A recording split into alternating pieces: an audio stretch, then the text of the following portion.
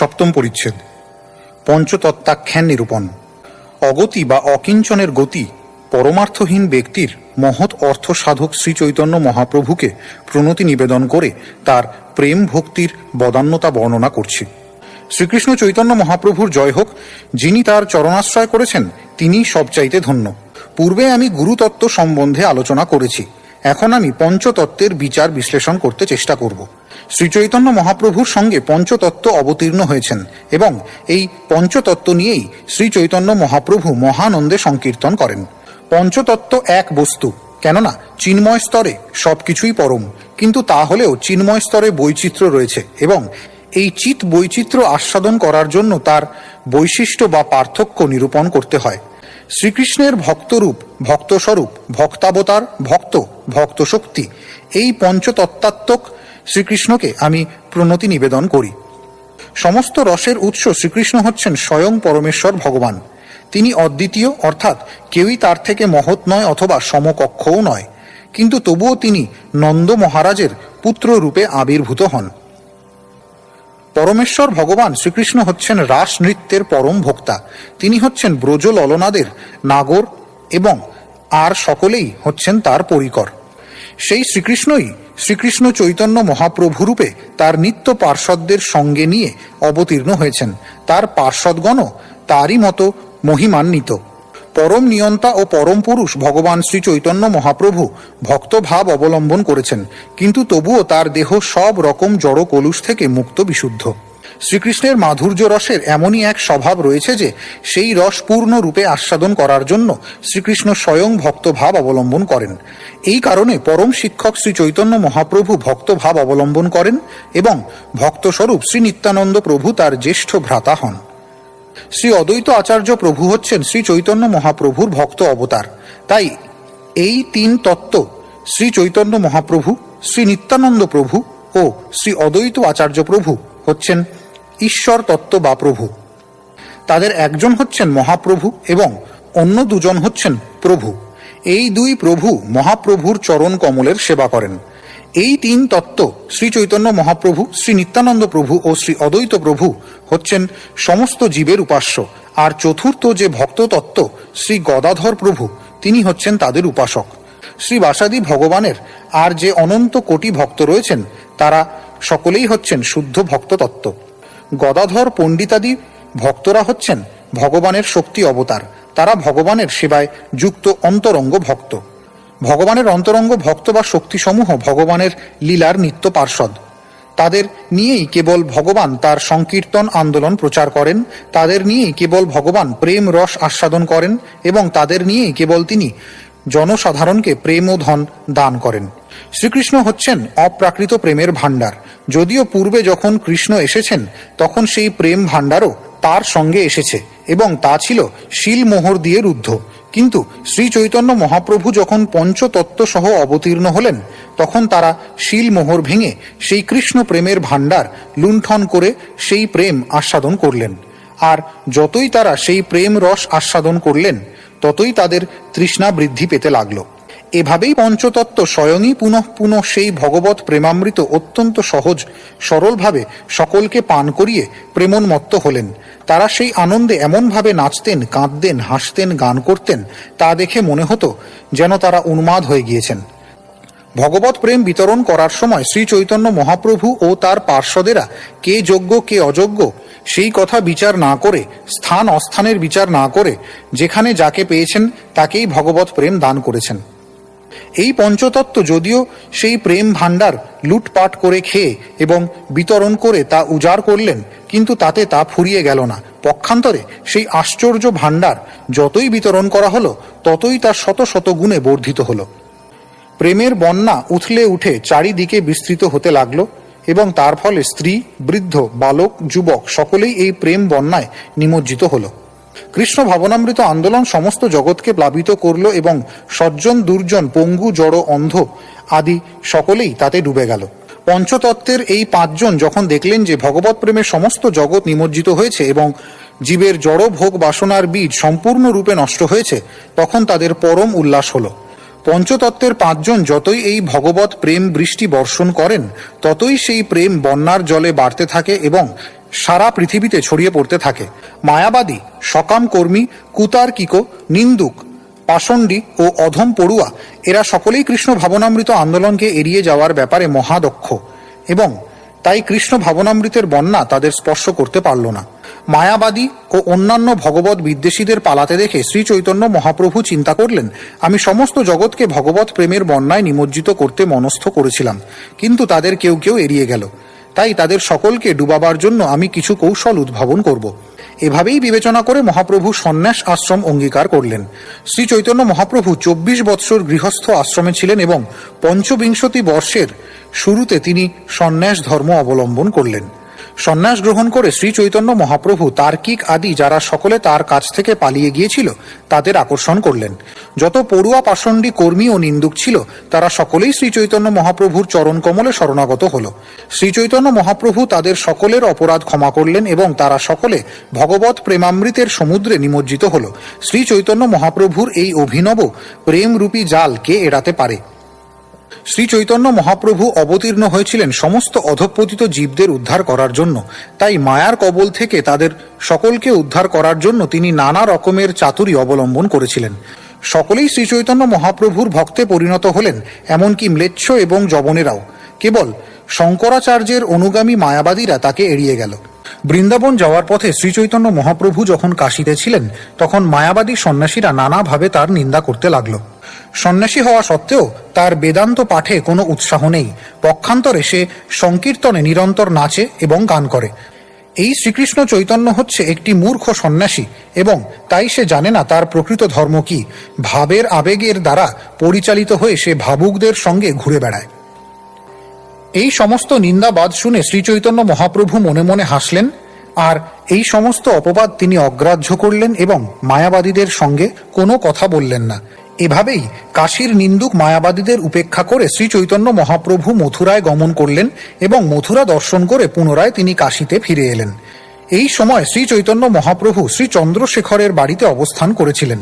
চন্দ্রশেখর যদিও ছিলেন শূদ্র বা কায়স্থ, কিন্তু সেই বিচার না করেই পরমেশ্বর ভগবান তার গৃহে রইলেন, কেননা তিনি হচ্ছেন সম্পূর্ণভাবে স্বাধীন ঈশ্বর। শ্রী চৈতন্য মহাপ্রভু তপন মিশ্রের ঘরে প্রসাদ পেতেন। তিনি অন্য সন্ন্যাসীদের সঙ্গে মেলামেশা করতেন না এবং তাদের নিমন্ত্রণও গ্রহণ করতেন না। সনাতন গোস্বামী যখন বঙ্গদেশ থেকে এলেন তখন তপন মিশ্রের গৃহে শ্রী চৈতন্য মহাপ্রভুর সঙ্গে তার প্রথম সাক্ষাৎ হয়। ভগবত ভক্তি সম্বন্ধে সনাতন গোস্বামীকে শিক্ষা দেওয়ার জন্য শ্রী চৈতন্য মহাপ্রভু সেখানে 2 মাস অবস্থান করেছিলেন। শ্রীমদ্ ভাগবত আদি শাস্ত্রের গূঢ় মর্ম প্রকাশ করে শ্রী চৈতন্য মহাপ্রভু সনাতন গোস্বামীকে বৈষ্ণবের ধর্ম সম্বন্ধে শিক্ষা দান করলেন। শ্রী চৈতন্য মহাপ্রভু যখন সনাতন গোস্বামীকে শিক্ষা দান করছিলেন তখন অত্যন্ত দুঃখিত হয়ে চন্দ্রশেখর ও তপন মিশ্র শ্রীমদ্ মহাপ্রভুর শ্রী পাদপদ্মে একটি নিবেদন করলেন, প্রভু, তোমার বিরুদ্ধে আর কত নিন্দাবাদ ও সমালোচনা সহ্য করব? এই সমস্ত নিন্দাবাদ যাতে আর আমাদের শুনতে না হয় সেই জন্য আমরা জীবন ত্যাগ করব বলে ঠিক করেছি। মায়াবাদী সন্ন্যাসীরা তোমার নিন্দা করছে, সেই নিন্দা আমরা সহ্য করতে পারছি না, তার ফলে আমাদের হৃদয় বিদীর্ণ হচ্ছে। তপন মিশ্র ও চন্দ্রশেখর যখন শ্রী চৈতন্য মহাপ্রভুকে সেই কথা বললেন তখন মহাপ্রভু ঈষৎ হেসে চুপ করে রইলেন। সেই সময় শ্রী চৈতন্য মহাপ্রভুর সঙ্গে সাক্ষাৎ করার জন্য এক ব্রাহ্মণ সেখানে এলেন। সেখানে এসে ব্রাহ্মণ শ্রী চৈতন্য মহাপ্রভুর শ্রী পাদপদ্মে পতিত হয়ে তার কাছে প্রার্থনা করলেন, আমি একটি বস্তু চাইতে এসেছি, আপনি প্রসন্ন হয়ে আমাকে তা দান করুন। হে প্রভু, আমি বারাণসীর সমস্ত সন্ন্যাসীদের আমার গৃহে নিমন্ত্রণ করেছি। তুমি যদি আমার নিমন্ত্রণ গ্রহণ করে সেখানে আসো তাহলে আমার মনোবাসনা পূর্ণ হয়। হে প্রভু, আমি জানি যে তুমি অন্যান্য সন্ন্যাসীদের সঙ্গ করো না, কিন্তু আমাকে অনুগ্রহ করে আমার এই নিমন্ত্রণ স্বীকার করো। শ্রী চৈতন্য মহাপ্রভু হেসে সেই ব্রাহ্মণের নিমন্ত্রণ গ্রহণ করলেন। মায়াবাদী সন্ন্যাসীদের কৃপা করবার জন্য তিনি এভাবেই আচরণ করলেন। সেই ব্রাহ্মণ জানতেন যে শ্রী চৈতন্য মহাপ্রভু কখনো অন্য কারো গৃহে যান না, তবুও মহাপ্রভুরই প্রেরণায় তিনি তাকে সেই নিমন্ত্রণ গ্রহণ করার জন্য ঐকান্তিকভাবে অনুরোধ করতে থাকেন। তার পরের দিন শ্রী চৈতন্য মহাপ্রভু যখন সেই ব্রাহ্মণের গৃহে গেলেন তখন তিনি দেখলেন যে কাশীর সমস্ত সন্ন্যাসীরা সেখানে বসে রয়েছেন। সন্ন্যাসীদের প্রণতি নিবেদন করে তিনি পাদ প্রক্ষালন করতে গেলেন এবং পাদ প্রক্ষালন করার পর তিনি সেই স্থানেই উপবেশন করলেন। মাটিতে বসে শ্রী চৈতন্য মহাপ্রভু তার কিছু ঐশ্বর্য প্রকাশ করলেন। তখন মনে হলো তার মহা তেজময় শরীর থেকে যেন কোটি সূর্যের মতো উজ্জ্বল জ্যোতি প্রকাশিত হলো। সন্ন্যাসীরা যখন শ্রী চৈতন্য মহাপ্রভুর দেহের অপূর্ব জ্যোতি দর্শন করলেন, তখন তাদের চিত্ত তার প্রতি আকৃষ্ট হল এবং তারা তৎক্ষণাৎ সসম্ভ্রমে আসন ছেড়ে উঠে দাঁড়ালেন। মায়াবাদী সন্ন্যাসীদের নেতা প্রকাশানন্দ সরস্বতী তখন সেখানে উপস্থিত ছিলেন। তিনি উঠে দাঁড়িয়ে গভীর সম্মান সহকারে শ্রী চৈতন্য মহাপ্রভুকে বললেন। মহাপ্রভু তখন উত্তর দিলেন, আমি হীন সম্প্রদায়ভুক্ত সন্ন্যাসী, তাই আপনাদের সঙ্গে একত্রে বসার যোগ্যতা আমার নেই। প্রকাশানন্দ সরস্বতী নিজে শ্রী চৈতন্য মহাপ্রভুকে তার হাত ধরে অত্যন্ত সম্মান সহকারে সভার মধ্যে এনে বসালেন। প্রকাশানন্দ সরস্বতী তখন বললেন, আমি শুনেছি যে তোমার নাম হচ্ছে শ্রীকৃষ্ণ চৈতন্য, তুমি শ্রী কেশব ভারতীর শিষ্য এবং তাই তুমি ধন্য। তুমি আমাদের শঙ্কর সম্প্রদায়ের সন্ন্যাসী এবং তুমি এই গ্রামেই থাকো, তাহলে তুমি কেন আমাদের সঙ্গে মেলামেশা করো না? তুমি কেন আমাদের দর্শন পর্যন্ত করো না? তুমি একজন সন্ন্যাসী, অতএব তুমি ভাবুকদের সঙ্গে নৃত্য করে গান করে সংকীর্তন করো কেন? বেদান্ত পাঠ ও ধ্যান করাই হচ্ছে সন্ন্যাসীর ধর্ম। সেই ধর্ম ত্যাগ করে কেন ভাবুকের মতো নৃত্য কীর্তন করছো? তোমার প্রভাব দেখে মনে হয় তুমি যেন সাক্ষাৎ নারায়ণ, কিন্তু তুমি নিম্ন শ্রেণীর মানুষদের মতো আচরণ করছো কেন? তার কারণ কি? শ্রী চৈতন্য মহাপ্রভু প্রকাশানন্দ সরস্বতীর প্রশ্নের উত্তরে বললেন, হে শ্রীপাদ, তার কারণ আমি বলছি, দয়া করে আপনি তা শুনুন।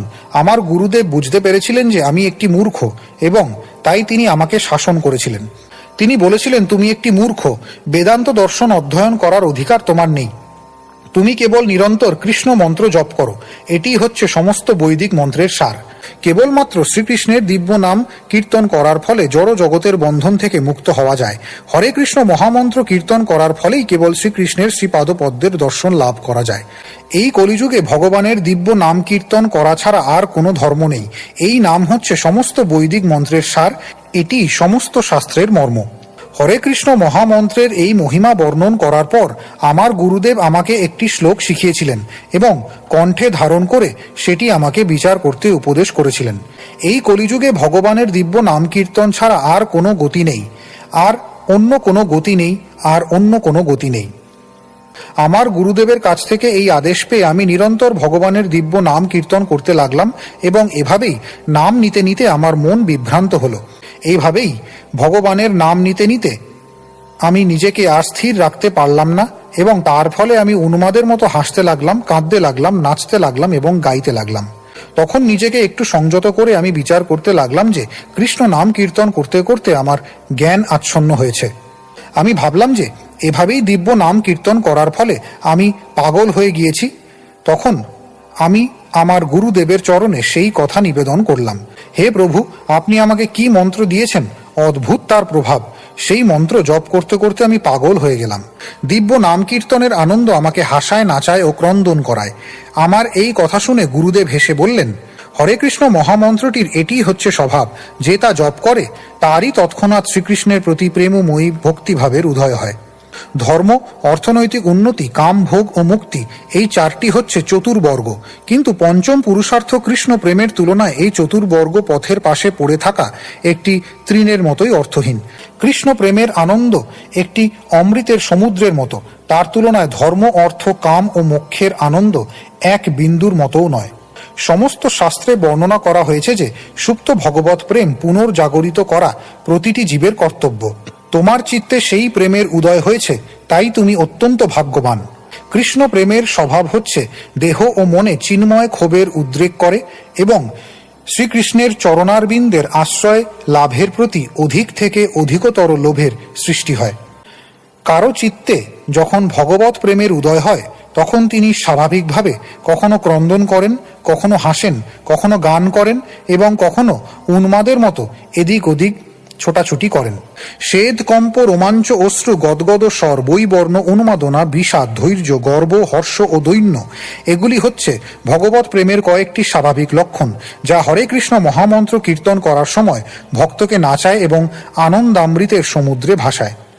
হে বৎস, তুমি যে পরম পুরুষার্থ কৃষ্ণ প্রেম লাভ করেছ তাতে খুব ভালো হয়েছে। তার ফলে আমি তোমার প্রতি অত্যন্ত প্রসন্ন হয়েছি এবং আমি কৃতার্থ হয়েছি। বৎস, নাচো, গাও এবং ভক্ত সঙ্গে সংকীর্তন করো। তাছাড়া তুমি কৃষ্ণ নাম সংকীর্তন করার মহিমা সম্পর্কে সকলকে উপদেশ দাও, কেননা এভাবেই তুমি সমস্ত অধঃপতিত জীবদের উদ্ধার করতে পারবে। এই কথা বলে আমার গুরুদেব শ্রীমদ্ ভাগবতের একটি শ্লোক আমায় শিখিয়েছিলেন এবং বারংবার তিনি আমাকে বলেছিলেন যে এটি হচ্ছে শ্রীমদ্ ভাগবতের সার। কেউ যখন ভক্তি মার্গে যথার্থ উন্নতি সাধন করেন এবং তার অতি প্রিয় ভগবানের দিব্য নাম কীর্তন করে আনন্দমগ্ন হন, তখন তিনি অত্যন্ত উত্তেজিত হয়ে উচ্চৈস্বরে ভগবানের নাম কীর্তন করেন। তিনি কখনো হাসেন, কখনো কাঁদেন এবং কখনো উন্মাদের মতো নৃত্য করেন। বাইরের লোকেরা কে কি বলে সেই সম্বন্ধে তার কোনো জ্ঞান থাকে না। আমার গুরুদেবের এই কথায় সুদৃঢ় বিশ্বাস করে আমি নিরন্তর কৃষ্ণ নাম কীর্তন করি। সেই কৃষ্ণ নাম কখনো আমাকে গাওয়ায় এবং নাচায়, তাই আমি নাচি ও গান করি। আমি নিজের থেকেই তা করি না, নামের প্রভাবে আপনা থেকেই তা হয়ে থাকে। হরে কৃষ্ণ মহামন্ত্র কীর্তন করার ফলে যে আনন্দামৃত সিন্ধু আস্বাদন করা যায়, তার তুলনায় ব্রহ্মানন্দ হচ্ছে অগভীর খাদের জলের মতো। হে জগৎগুরু ভগবান, প্রত্যক্ষভাবে তোমার দর্শন লাভ করে আমি আনন্দের সমুদ্রে নিমজ্জিত হয়েছি। তার ফলে এখন আমি বুঝতে পারছি যে ব্রহ্মানন্দের তথাকথিত সুখ গো বাছুরের পায়ের খুরের ছাপে তৈরি ছোট গর্তের জলের মতো। শ্রী চৈতন্য মহাপ্রভুর কথা শুনে সমস্ত মায়াবাদী সন্ন্যাসীরা অভিভূত হলেন। তাদের চিত্তের পরিবর্তন হলো এবং তারা তখন মধুর স্বরে বললেন, হে শ্রী চৈতন্য মহাপ্রভু, তুমি যা বললে তা সবই সত্য। যে মহা সৌভাগ্যবান সেই কেবল কৃষ্ণ প্রেম লাভ করতে পারে। তুমি কৃষ্ণে ভক্তি করো, তাতে কোনো আপত্তি নেই। পক্ষান্তরে তার ফলে সকলেই অত্যন্ত সন্তুষ্ট। কিন্তু তুমি বেদান্ত সূত্র আলোচনা করতে চাও না কেন? তার কি দোষ? মায়াবাদী সন্ন্যাসীদের এই কথা শুনে শ্রী চৈতন্য মহাপ্রভু মৃদু হেসে বললেন, আপনারা যদি কিছু মনে না করেন তাহলে বেদান্ত দর্শন সম্বন্ধে আমি কিছু বলবো। সেই কথা শুনে মায়াবাদী সন্ন্যাসীরা কিছুটা বিনয়াবনত হন এবং বলেন, তোমাকে দেখে মনে হচ্ছে তুমি যেন সাক্ষাৎ নারায়ণ। তারা বললেন, হে শ্রীকৃষ্ণ চৈতন্য, তোমার কথা শুনে আমরা অত্যন্ত সন্তুষ্ট হয়েছি এবং তোমার অঙ্গের মাধুরী দর্শন করে আমরা অত্যন্ত মুগ্ধ হয়েছি। তোমার প্রভাবে আমাদের সকলের মন অত্যন্ত আনন্দিত হয়েছে এবং আমরা বিশ্বাস করি যে তোমার বচন অসঙ্গত নয়। তাই তুমি বেদান্ত সূত্র সম্বন্ধে বলতে পারো। শ্রী চৈতন্য মহাপ্রভু বললেন, বেদান্ত সূত্র হচ্ছে ব্যাসদেব রূপে পরমেশ্বর ভগবান শ্রীনারায়ণের বাণী। ভ্রম, প্রমাদ, বিপ্রলিপ্সা ও করুণাপাটব এই জড় ত্রুটিগুলি পরমেশ্বর ভগবানের বাক্যে থাকে না। উপনিষদ সমূহে ও ব্রহ্মসূত্রে পরম তত্ত্ব বর্ণিত হয়েছে, তবে সেই শ্লোকগুলি যথাযথভাবে হৃদয়ঙ্গম করতে হবে। সেটি হচ্ছে উপলব্ধির পরম মহত্ব। শ্রীপাদ শঙ্করাচার্য সমস্ত বৈদিক শাস্ত্র গৌণ অর্থ অনুসারে বর্ণনা করেছেন। সেই ব্যাখ্যা যে শ্রবণ করে তার সর্বনাশ হয়। শঙ্করাচার্যের তাতে কোনো দোষ নেই, কেননা পরমেশ্বর ভগবানের আজ্ঞা অনুসারে তিনি মুখ্য অর্থ আচ্ছাদন করে গৌণ অর্থ প্রকাশ করেছেন। ব্রহ্ম শব্দটির মুখ্য অর্থ হচ্ছে চিদৈশ্বর্য পরিপূর্ণ পরমেশ্বর ভগবান। কেউই তার সমান নয় বা তার থেকে মহৎ নয়। পরমেশ্বর ভগবানের দেহ, ঐশ্বর্য, পরিকর আদি সবকিছুই চিন্ময়। মায়াবাদী দার্শনিকেরা কিন্তু তার চিৎ বিভূতি আচ্ছাদিত করে তাকে নিরাকার বলে বর্ণনা করে। পরমেশ্বর ভগবান চিন্ময় শক্তিতে পূর্ণ, তাই তার রূপ, নাম, যশ ও পরিকর সবই চিন্ময়। অজ্ঞতাবশত মায়াবাদী দার্শনিকেরা বলেন যে সেগুলি প্রাকৃত সত্য গুণের বিকার মাত্র। শিবের অবতার শঙ্করাচার্য নির্দোষ, কারণ তিনি হচ্ছেন ভগবানের আজ্ঞাকারী দাস। কিন্তু যে তার সেই মায়াবাদী দর্শন অনুসরণ করে তার সর্বনাশ হয়। তাদের পারমার্থিক প্রগতি চিরকালের জন্য বিনষ্ট হয়ে যায়। যে সমস্ত মানুষ শ্রী বিষ্ণুর সচ্চিদানন্দ ঘন রূপকে জড় রূপ বলে মনে করে, তারা ভগবানের শ্রীপাদপদ্মের সব চাইতে বড় অপরাধী। ভগবানের প্রতি এর থেকে গর্হিত অপরাধ আর নেই। ভগবান হচ্ছেন যেন এক বিশাল জ্বলন্ত অগ্নির মতো এবং জীবের স্বরূপ হচ্ছে সেই অগ্নির স্ফুলিঙ্গের কণার মতো। জীব তত্ত্ব হচ্ছে শক্তি, শক্তিমান নয়। শক্তিমান হচ্ছেন শ্রীকৃষ্ণ। ভগবদ্গীতা, বিষ্ণু পুরাণ আদি বৈদিক শাস্ত্রে তা অত্যন্ত স্পষ্টভাবে প্রমাণিত হয়েছে। হে মহাবাহ অর্জুন, এই অপরা প্রকৃতির অতীত আমার আরেকটি পরা প্রকৃতি রয়েছে। সেই প্রকৃতি চৈতন্য স্বরূপা ও জীবভূতা। সেই শক্তি থেকে জীব সমূহ নিঃসৃত হয়ে এই জড় জগৎকে ধারণ করে আছে। বিষ্ণু শক্তি তিন প্রকার: পরা, ক্ষেত্রজ্ঞা ও অবিদ্যা। পরাশক্তি হচ্ছে চিৎ শক্তি, ক্ষেত্রজ্ঞা শক্তি হচ্ছে জীব শক্তি, যা পরাশক্তি সম্ভূত হলেও অবিদ্যার দ্বারা আচ্ছন্ন হতে পারে, এবং তৃতীয় শক্তিটি হচ্ছে কর্মসংজ্ঞারূপা অবিদ্যা শক্তি অর্থাৎ মায়া শক্তি।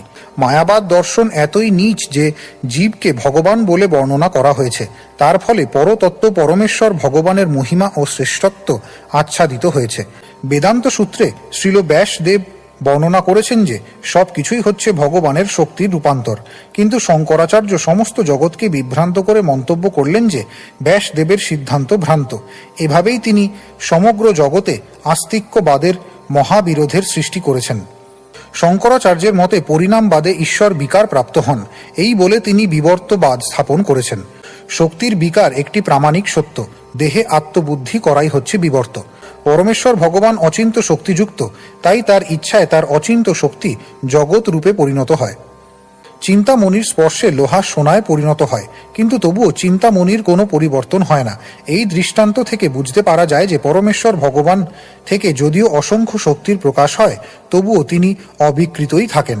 চিন্তামণি থেকে যদিও নানা রকম রত্নরাশি উৎপন্ন হয়, তবুও চিন্তামণি তার স্বরূপে অবিকৃত থাকে। চিন্তামণির মতো একটি প্রাকৃত বস্তুতে যদি অচিন্ত শক্তি থাকতে পারে, তাহলে পরমেশ্বর ভগবানের অচিন্ত শক্তিতে বিশ্বাস না করার কি আছে? শব্দব্রহ্ম ওঙ্কার হচ্ছে বেদের মহাবাক্য, তা হচ্ছে সমস্ত বৈদিক মন্ত্রের আধার। তাই শব্দব্রহ্মরূপে পরমেশ্বর ভগবানের প্রকাশ এবং সমস্ত সৃষ্টির আধার ওঙ্কারকে স্বীকার করা উচিত। প্রণব বা ওঙ্কারের দ্বারা সমস্ত বৈদিক জ্ঞানের চরম লক্ষ্য পরমেশ্বর ভগবানকে বোঝানো হয়েছে, কিন্তু তত্ত্বমসি বাক্যে বেদের আংশিক অর্থ প্রকাশিত হয়েছে। প্রণব ওঙ্কার হচ্ছে বেদের মহাবাক্য, মহামন্ত্র। সেই মহাবাক্যকে আচ্ছাদন করে শঙ্করাচার্যের অনুগামীরা কোনো রকম যুক্তি প্রমাণ ছাড়াই তত্ত্বমসিকে মহাবাক্য রূপে স্থাপন করে। সমস্ত বৈদিক শাস্ত্রে ও সূত্রে শ্রীকৃষ্ণই হচ্ছেন বেদ্য, কিন্তু শঙ্করাচার্যের অনুগামীরা বিকৃতভাবে বেদের অর্থ বিশ্লেষণ করে মুখ্য অর্থ আচ্ছাদিত করেছেন। শতপ্রমাণ বেদ হচ্ছে সমস্ত প্রমাণের শিরোমণি, কিন্তু সেই শাস্ত্রের যদি মন গড়া অর্থ বিশ্লেষণ করা হয়, তাহলে তার শতপ্রমাণতা নষ্ট হয়। এভাবেই মায়াবাদীরা বৈদিক সূত্রের সহজ অর্থ বর্জন করে তাদের দর্শন প্রতিষ্ঠা করার জন্য কল্পনাপ্রসূত গৌণ অর্থ ব্যাখ্যা করেছে। শ্রী চৈতন্য মহাপ্রভু যখন এভাবেই শঙ্করাচার্যের বেদান্ত সূত্রের ভাষ্যের ভুলগুলি দেখিয়ে দিলেন, তখন সমস্ত সন্ন্যাসীরা চমৎকৃত হলেন। সমস্ত মায়াবাদী সন্ন্যাসীরা বললেন, শ্রীপাদ, আপনি যে এভাবেই সমস্ত অর্থ খণ্ডন করলেন তা বিবাদ নয়, কেননা আপনি সূত্রগুলির প্রকৃত অর্থ বিশ্লেষণ করেছেন। আমরা জানি যে এই সমস্ত বাক্যবিন্যাস হচ্ছে শঙ্করাচার্যের কল্পিত অর্থ, কিন্তু যদিও তা আমাদের সন্তুষ্টি বিধান করে না, তবুও সম্প্রদায়ের অনুরোধে তা আমরা মানি। মায়াবাদী সন্ন্যাসীরা তখন বললেন, আপনি কিভাবে মুখ্য অর্থ অনুসারে এই সমস্ত সূত্রের ব্যাখ্যা করলেন তা আমরা দেখতে চাই। সেই কথা শুনে শ্রী চৈতন্য মহাপ্রভু বেদান্ত সূত্রের মুখ্য অর্থ ব্যাখ্যা করতে লাগলেন। বৃহত্তম থেকে বৃহত্তর বস্তু যে ব্রহ্ম, তিনি হচ্ছেন পরমেশ্বর ভগবান। তিনি ষড়ৈশ্বর্যপূর্ণ এবং তাই তিনি হচ্ছেন পরম তত্ত্ব এবং পূর্ণ জ্ঞানের আশ্রয়। তার স্বরূপে পরমেশ্বর ভগবান মাইক জগতের সব রকম কলুষ থেকে মুক্তচিৎ ঐশ্বর্যপূর্ণ, তাই তিনিই হচ্ছেন সমস্ত বেদের চরম লক্ষ্য। সেই পরমেশ্বরকে যখন নির্বিশেষ বলে বর্ণনা করা হয়, তখন তার চিন্ময় শক্তিকে অস্বীকার করা হয়। ন্যায়শাস্ত্র অনুসারে সত্যের অর্ধাংশ যদি না স্বীকার করা হয়, তাহলে পূর্ণ স্বরূপ জানা যায় না। শ্রবণ আদি নবধা ভক্তির মাধ্যমেই কেবল ভগবানকে পাওয়া যায়। তাকে পাওয়ার সেটিই হচ্ছে একমাত্র উপায়। সদ্গুরুর তত্ত্বাবধানে এই বৈধি ভক্তি সাধন করার ফলে অবশ্যই সুপ্ত ভগবত প্রেমের উদ্গম হয়। এই পন্থাকে বলা হয় অভিধেয়। কেউ যদি শ্রীকৃষ্ণের প্রতি প্রীতিপরায়ণ হয়ে তার শ্রীপাদপদ্মের প্রতি অনুরক্ত হন, তাহলে ধীরে ধীরে অন্য সব কিছুর প্রতি তার আসক্তি নষ্ট হয়ে যাবে। ভগবত প্রেম এমনই এক অমূল্য সম্পদ যে তাকে মানব জীবনের পঞ্চম পুরুষার্থ বলে বিবেচনা করা হয়।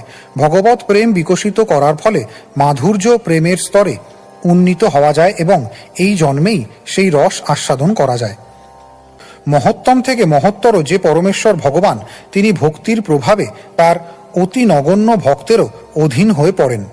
এটি হচ্ছে ভগবত ভক্তির অপূর্ব মাধুর্য, যার প্রভাবে অসীম যে পরমেশ্বর তিনি অতি নগণ্য জীবের অধীন হয়ে পড়েন। ভগবানের সঙ্গে প্রেমের বিনিময়ের ফলে ভক্ত কৃষ্ণের সেবা সুখরস আস্বাদন করেন। পরমেশ্বর ভগবানের সঙ্গে সম্বন্ধ, সেই সম্বন্ধ অনুসারে কার্য এবং জীবনের পরম প্রয়োজন কৃষ্ণপ্রেম, এই তিনটি বিষয় বেদান্ত সূত্রের প্রতিটি সূত্রে ব্যাখ্যা করা হয়েছে, কারণ সমস্ত বেদান্ত দর্শন এই তিনটি তত্ত্বে পর্যবসিত হয়েছে। এভাবেই সমস্ত মায়াবাদী সন্ন্যাসীরা যখন সম্বন্ধ, অভিধেয় ও প্রয়োজন সম্বন্ধে শ্রী চৈতন্য মহাপ্রভুর ব্যাখ্যা শুনলেন, তখন তারা অত্যন্ত বিনীতভাবে বললেন, হে প্রভু, তুমি বৈদিক জ্ঞানের মূর্ত বিগ্রহ, তুমি সাক্ষাৎ নারায়ণ। পূর্বে তোমার নিন্দা করে আমরা যে অপরাধ করেছি, আমাদের সেই অপরাধ তুমি ক্ষমা করো।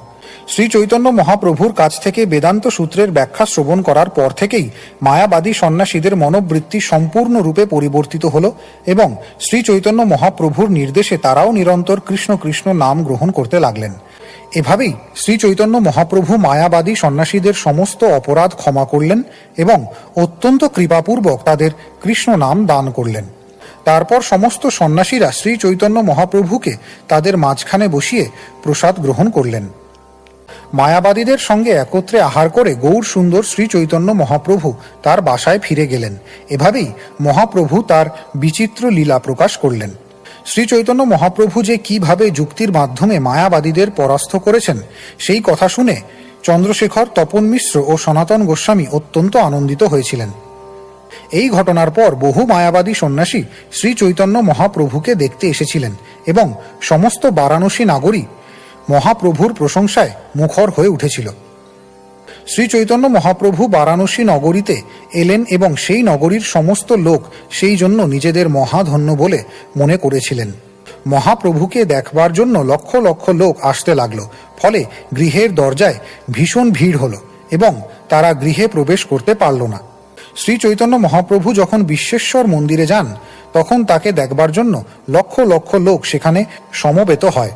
শ্রী চৈতন্য মহাপ্রভু যখন স্নান করার জন্য গঙ্গা তীরে যেতেন, তখন সেখানে লক্ষ লক্ষ লোকের ভিড় হতো। বাহু তুলে শ্রী চৈতন্য মহাপ্রভু যখন বলতেন, বলো হরি হরি, তখন স্বর্গ মর্ত ভোরে মানুষ হরিধ্বনি দিতেন। এভাবেই অসংখ্য মানুষকে উদ্ধার করে মহাপ্রভুর বারাণসী ছেড়ে যেতে ইচ্ছা হলো।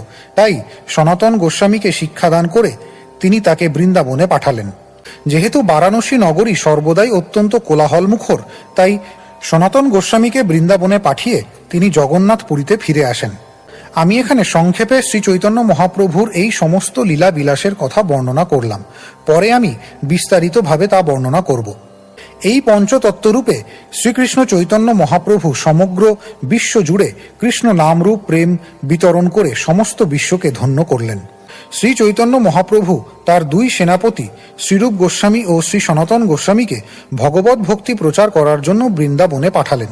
শ্রীরূপ গোস্বামী ও শ্রী সনাতন গোস্বামীকে যেমন তিনি মথুরায় পাঠালেন, তেমনি শ্রী নিত্যানন্দ প্রভুকে ভগবত ভক্তি প্রচারের জন্য তিনি গৌড় দেশে পাঠালেন। শ্রী চৈতন্য মহাপ্রভু নিজেই দক্ষিণ ভারতে গিয়েছিলেন এবং প্রতিটি নগরে ও গ্রামে কৃষ্ণ নাম প্রচার করেছিলেন। এভাবেই শ্রী চৈতন্য মহাপ্রভু ভারতের দক্ষিণ প্রান্তে সেতু বন্ধ পর্যন্ত সর্বত্র ভগবত ভক্তি ও কৃষ্ণ প্রেম বিতরণ করেছিলেন এবং এভাবেই তিনি সকলকে উদ্ধার করেছিলেন।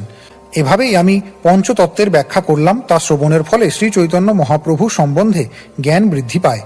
পঞ্চতত্ত্ব মহামন্ত্র উচ্চারণ করার সময় শ্রী চৈতন্য মহাপ্রভু, শ্রী নিত্যানন্দ প্রভু, শ্রী অদ্বৈত প্রভু, শ্রী গদাধর ও শ্রীবাস আদি গৌর ভক্তবৃন্দের নাম উচ্চারণ করা অবশ্য কর্তব্য। সেটিই হচ্ছে পন্থা। এভাবেই বারবার পঞ্চতত্ত্বের শ্রী পাদপদ্মে কোটি কোটি দণ্ডবৎ প্রণাম নিবেদন করে আমি শ্রী চৈতন্য মহাপ্রভুর লীলাবিলাস কিছুটা বর্ণনা করছি। শ্রীল রূপ গোস্বামী ও শ্রীল রঘুনাথ দাস গোস্বামীর শ্রী পাদপদ্মে আমার প্রণতি নিবেদন করে তাদের কৃপা প্রার্থনা করে এবং তাদের পদাঙ্ক অনুসরণ পূর্বক আমি কৃষ্ণদাস শ্রী চৈতন্য চরিতামৃত বর্ণনা করছি। শ্রী চৈতন্য মহাপ্রভু সমস্ত পৃথিবী জুড়ে প্রেম বিতরণ করে সংকীর্তন আন্দোলন প্রচার করতে চেয়েছিলেন এবং তাই তার প্রকটকালে তিনি সংকীর্তন আন্দোলনকে অনুপ্রাণিত করেছিলেন। এই জন্যই তিনি শ্রীল রূপ গোস্বামীকে ও সনাতন গোস্বামীকে বৃন্দাবনে পাঠিয়েছিলেন। শ্রী নিত্যানন্দ প্রভুকে বঙ্গদেশে পাঠিয়েছিলেন এবং স্বয়ং দক্ষিণ ভারতে গমন করেছিলেন। এভাবেই তিনি কৃপাপূর্বক পৃথিবীর বাকি অংশ জুড়ে সেই প্রচার কার্য সম্পাদন করার দায়িত্ব আন্তর্জাতিক কৃষ্ণ ভাবনামৃত সংঘের উপর অর্পণ করলেন। এই সংস্থার সদস্যদের সর্বদা মনে রাখা উচিত যে তারা যদি 4টি বিধিবদ্ধ নিয়ম পালন করে আচার্যের নির্দেশ অনুসারে ঐকান্তিকভাবে ভগবানের বাণী প্রচার করেন, তাহলে অবশ্যই তারা শ্রী চৈতন্য মহাপ্রভুর আশীর্বাদ লাভ করবেন এবং সারা পৃথিবী জুড়ে তাদের প্রচার সাফল্যমণ্ডিত হবে। ইতি পঞ্চতত্ত্বাখ্যান নিরূপণ বর্ণনা করে শ্রী চৈতন্য চরিতামৃতের আদি লীলার 7ম পরিচ্ছেদের ভক্তি বেদান্ত তাৎপর্য।